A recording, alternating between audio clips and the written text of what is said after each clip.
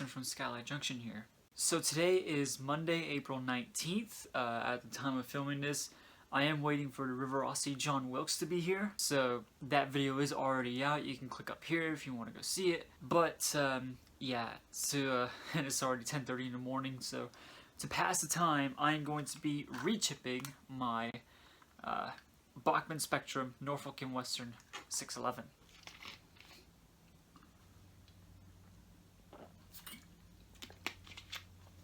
That's so good.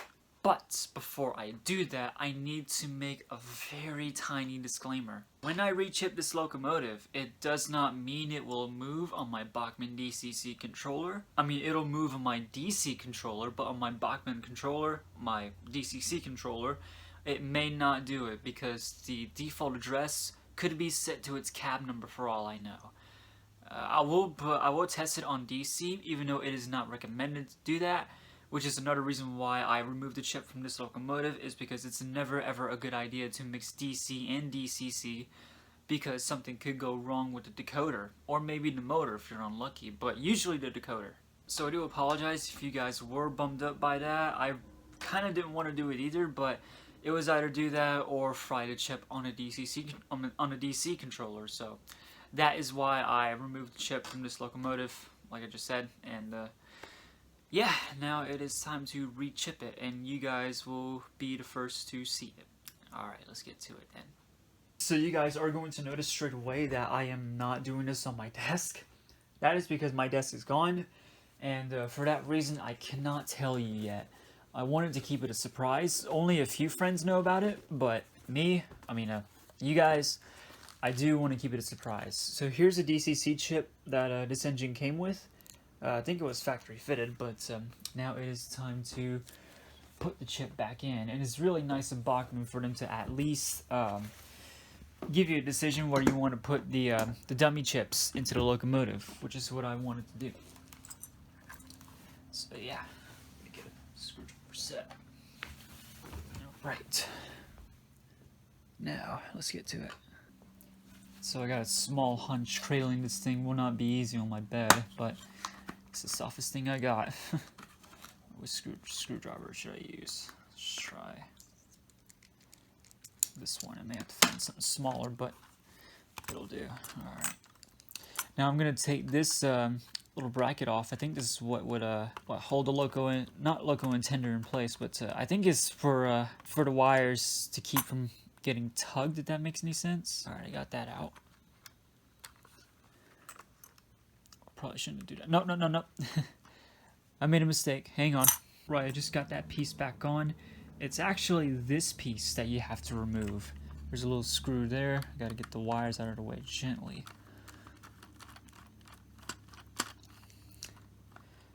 Alright.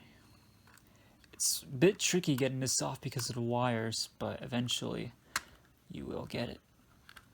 Like I just did right here. Alright, so yeah. These little brackets are pretty much to keep the loco and engine together, or loco and tender together, sorry. So that way you won't tug on these wires right here. So yeah, that is why they are there. And now it's time I get into this thing. So there is a screw here. Alright, and a screw in there. Will it reach? Not sure if it'll reach. I may have to get another screwdriver. And there's that one there. Alright, hang on, I'll be right back. Nope, never mind, I got it. It's a bit tricky getting that one out. Because I actually had to, I couldn't find one of the smaller screwdrivers that I need. Alright. So these are the dummy chips that I fitted. In that last video that I did about this thing. They're to have the engine on DC, so that way you can run this thing on DC. And now it is time to put this DCC chip back into this engine. Get it out here.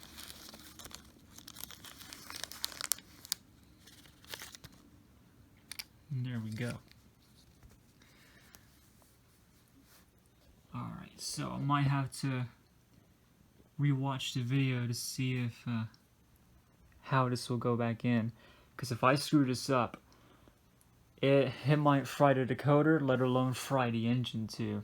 So I will be right back. Right, all I needed was just a few seconds to see it. So it turns out it will go in this way. Let me zoom in here.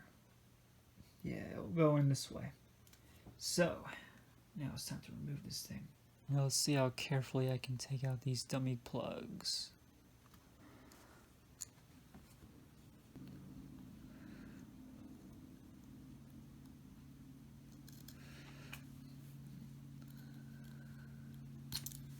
Alright, there's one out.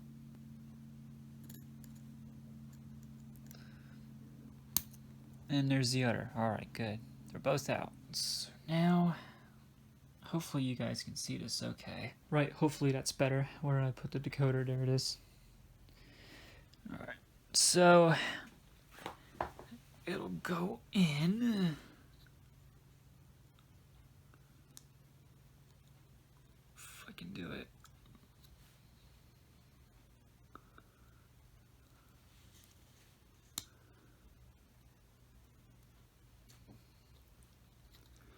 Hang on, I think I'm gonna remove this first. This plug was to give power to the locomotive from engine to tender. It may not still work without a tender, but hopefully you guys get the idea. Alright. Now it should be a bit easier to plug this thing in.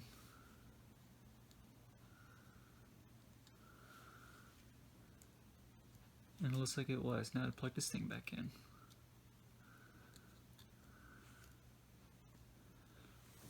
And there you go.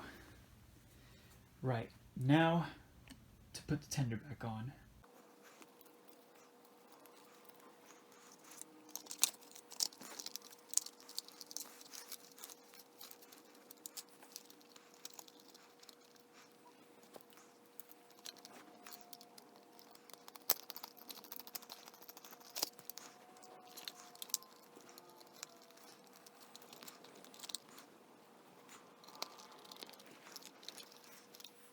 And there is 611 back together, the tender rather.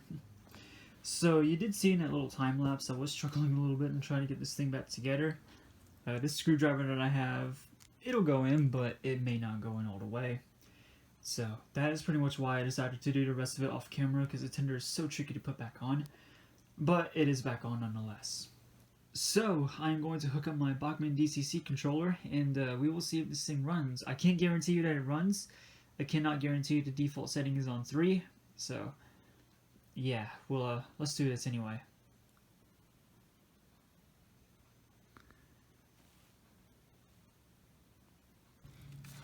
So I'm going to see if I can run the 611 on the outside line, since I have my EFE on the inside line, which I usually would run DCC on that line for some reason. But for now, it is going to be on the outside line, so I don't fry my EFE. FEF, I mean, sorry.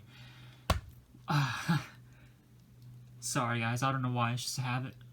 I deeply apologize for calling my FEF an EFE. I don't know why I keep calling it that. It's just so annoying. It's a lovely engine, by the way. I really do love that thing a lot. Alright. So, I don't think the direction would matter. So, put this on here.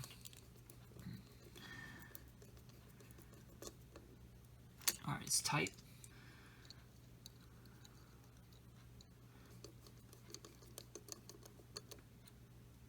And that one's tight too. Now to move the DC wires out of the way in case it causes a short.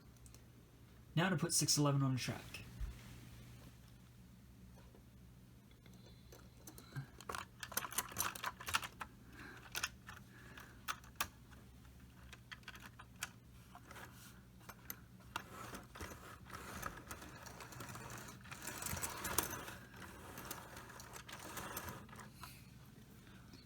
Looks like she is on.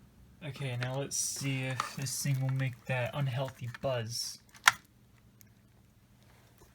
Nope, she's not making a single noise. The light's not on yet, so that's probably normal. Alright, I'm gonna set it right here so we can see it. Now, let's see what default setting it's on. It's on 1, which will be the New Haven i5. As you can see, it ain't moving. Alright, 2. Nothing. Alright, 3. Still nothing. Okay, 4. Nothing. 5. Nothing. 6. Nothing. 7. Still nothing. 8. Still nothing. 9. Still nothing. 10. Still nothing. Alright. So this thing must have the cab number if it's as it's a default setting, so, or default address. So as you can see, the light's not coming on. Yeah, that would be the light. Alright. I did press 10, or function 10 for the light. It's still not coming on.